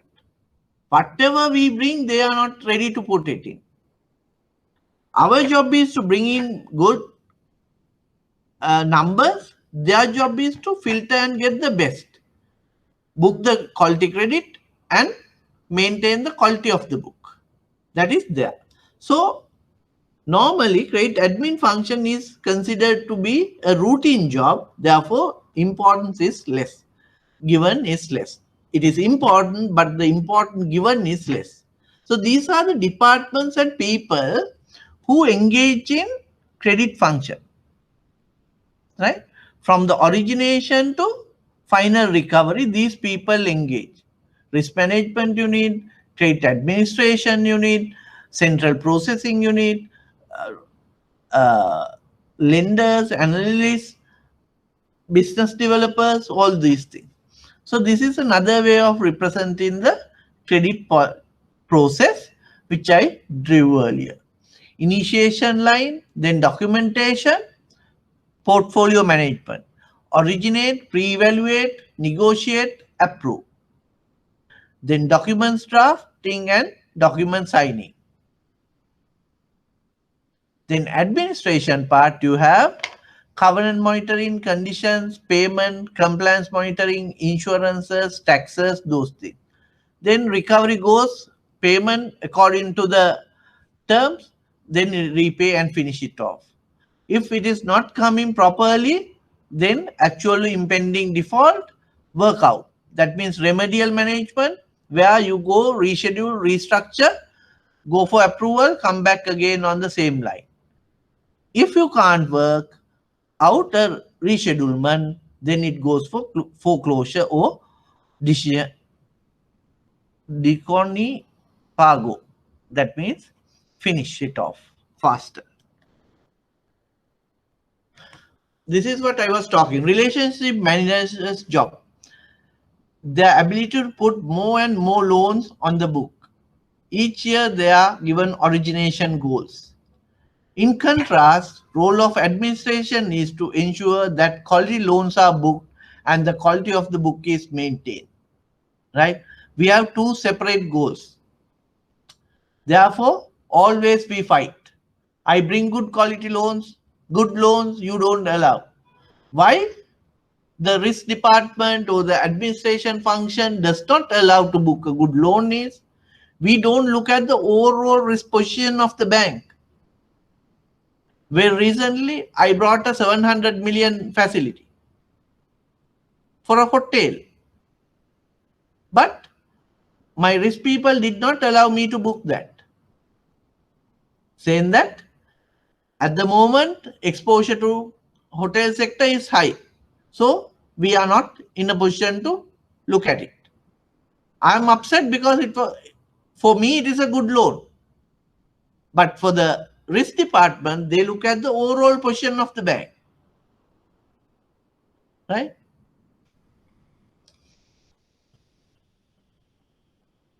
Business and risk not always cordial, but it does not have to be restrained. We should, lending people should know the risk appetite, should know the process, should know how they look at. Then only we can bring good quality loans. This is there must be a sound, robust credit administration process to manage credit risk of a bank. This is the view of CBSL. The theory behind this slide is no single transaction should be completed. Just listen very carefully. No single transaction should be completed by people who are reporting to a single head. No single transaction should be completed by people who are reporting to a single head. Why? Then it's fast. Right? The people who bring the loan and people who evaluate the loan and people who recover the loan all report to the same person. So it is one team. There is no segregation of duties. There is no control. Right? If something goes bad, if the head is lenient, they'll say, okay, this is our team. Let us cover up this. Right? We can't do. This is a regulated industry. This is others' money we are working with. So as per the BCBS, I'll let you know what is BCBS very soon, and CBSL, no transaction should be completed by people who are reporting to a single head. Therefore, business unit who initiate the process, who canvass the business, should be reporting to the business head. Right? Risk management unit who gives their views, which is an independent unit, they should be reporting to the board internal risk management committee or CRO, chief risk officer. But risk management units should not be approving authorities. They should give the consent only. They should give the concerns only. Right? Once the facilities, we bring facility, risk management goes through, you saw CRD, then we approve the facility. So two defense lines. Business unit is the first defense line who looks at the business, bring the thing, do the evaluation, then risk, independent angle, they will look at it. They will try to put the credit into perspective. Once we approved, prior to disbursement, credit administration unit comes in. They will do the preparation of offer letters. They will check the covenants. They are the one who input to the system. They will be reporting to a different head, not to business, so the risk. They will report to the operations head. So three different heads will come together to finalize the transaction. Right? As per the BCBS, someone tell me what is BCBS?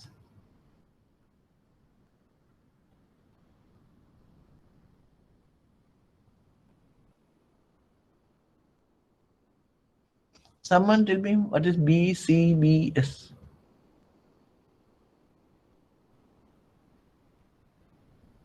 It is Basel Committee on Banking Supervision. BCBS is the Basel Committee on Banking Supervision. Right? They are the governing body for banks. Right? As per them, principle for the assessment of banks' management of credit risk is banks should have in place a system for the ongoing administration of their various credit risk bearing portfolios. This is the principle behind assessing the bank's management of credit risk. Banks should have in place a system for the ongoing administration of their various credit risk bearing portfolios. Credit administration is critical, I told you, once credit is granted.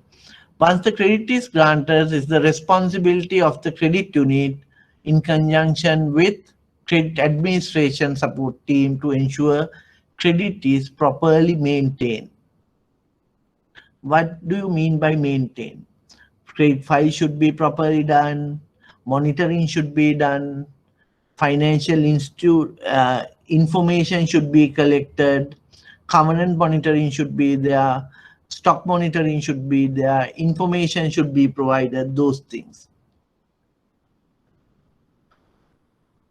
On a credit administration, the organization structure differs, right? In a larger bank, credit administration function can be handled by several departments like the CAU, central processing, risk management, like that several departments will handle. System inputs will be done at one place, disbursements will be done at one place, monitoring will be done at one place, MIS providing will be done at one place, like different departments. Whereas in a smaller bank, few people can come together to do all these functions. In that kind of a scenario, these people should not report to a manager who is linked to the risk or the credit. They should report to an independent manager, right? When you have several people working, they should not report to the line. They should be independent of the business line. Right, where are we? Okay. We were here. PCBS is the Basel Committee on Banking Supervision. So we discussed larger banks will have different departments, where the smaller banks few people will handle, but these people should not report to the business line, right? So when you are developing a credit administration unit, you have to keep in mind the following 4 factors in the development, right? Efficiency and effectiveness, right? That is the most important. We have to be very efficient, effective of credit administration operation, including monitoring, documentation, contractual requirements, legal governance, and collateral, etc. So we have to be very efficient and effective. Then accuracy and timeliness of information. So credit administration, you should provide information to MIS. Those things should be accurate and timely. When I want to know what is my exposure to Ukraine, I should be able to get it within an hour or two, within very short period of time. If it takes a month to get me the information, and again if it is wrong, we have a problem. So providing information accurate and timely manner. Then segregation of duties.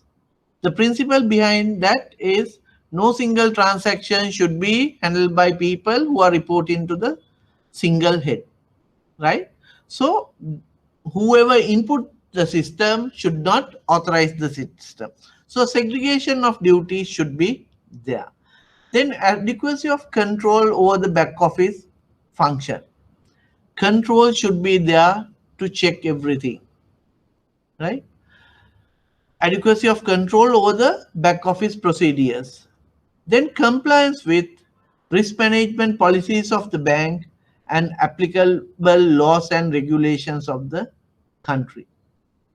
So whatever we do, we have to comply to our own principles and guidelines and the country's principles. So these factors, 1, 2, 3, 4, 5 factors is a compulsory thing when you are developing credit administration function. Then for the various components of credit administration function, properly senior management that I discussed with you, typical functions of a credit administration unit, right? These are the typical function. This can be, may not be the entire thing, but majority of the functions are under this. Establishments and granting of limits. That means all limit setups, granting should be done by credit admin. Business line should not touch systems. That is the theory. Business line should not be allowed to touch the system. Only viewing option they should have.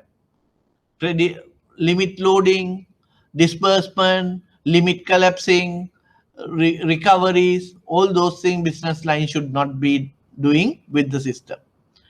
Release, loan proceed, effect stage-wise disbursement, make accurate structure, grant revolving loans, that is their job. Execution, checking, maintain security documentation is their job. Preparation of offer letters, we get the approval, we give it to the credit admin, they have to prepare the offer letter based on the approval. If there is a difference in the covenants we have given, they have to liaise with legal and the business line to get a proper covenant done. Then registration of security documentation, it is normally property legal department looks after, but all other things credit admin has to look after. Then release and replacement of collateral. That means safe custody has to come under credit administration. Recovery of fees, that has to become under credit. So it is under execution, checking, custodian of security documents. Then maintaining insurance registry. Insurance is a key because it is the transfer of risk. So it prior to disbursement, all insurance policies should be there. Then annually insurance renewal should be there. All those things has to be monitored by credit admin. Then you should follow up and get the renewals, right? Assignment letters, no objection letters, all those things has to be issued by credit admin. Lodging claims, that is a credit admin job. Maintain collateral valuation up to date. Immovable property valuations, selecting valuers, delisting valuers, all those things comes under credit admin. Then review, like valuations are valid only for 4 years. Every 4 years, we need to have new valuations. Updates equity share prices, currency fluctuations, stock inspections. Those things has to be done by credit admin, not the business line. Like we say AWPLR plus something.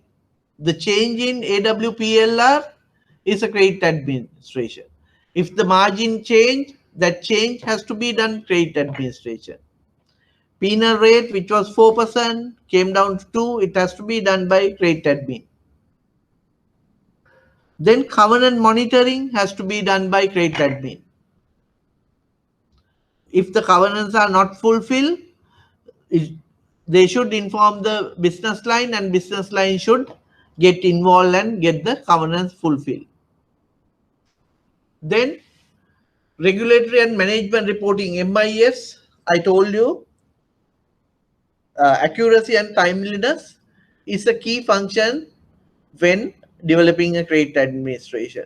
So information like new loans granted, concentration data, document lapses, those things should be provided by credit admin.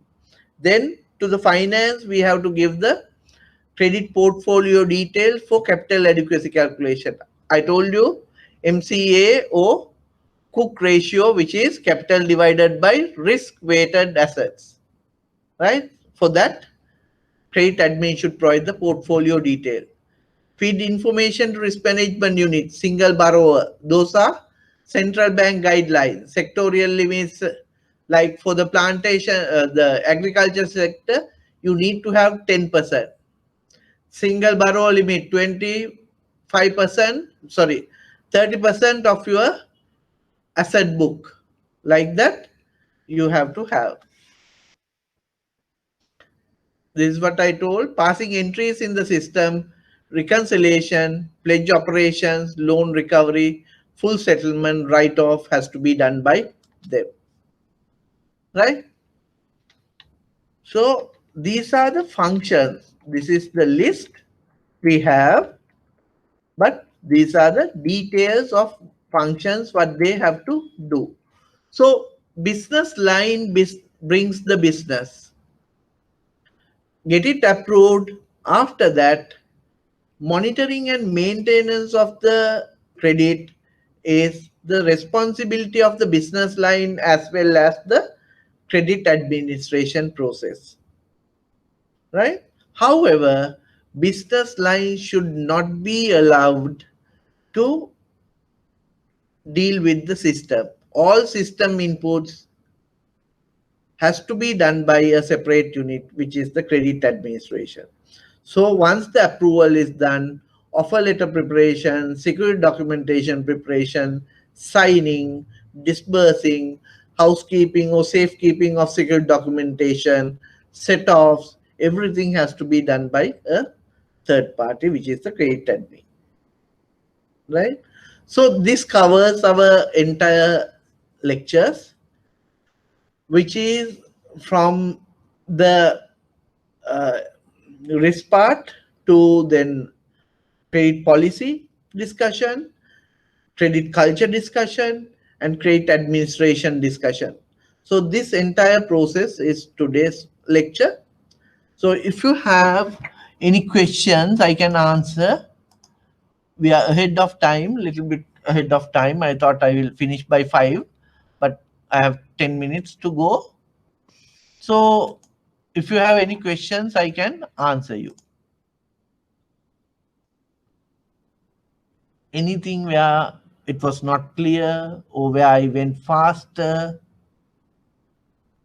You want any further clarification?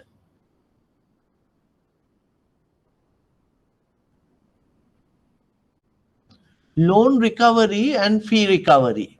So it is not recoveries. It is the recovery of loan in the system, right?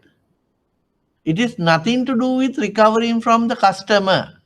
The business line should recover, but system inputs business line should not do. Is it clear?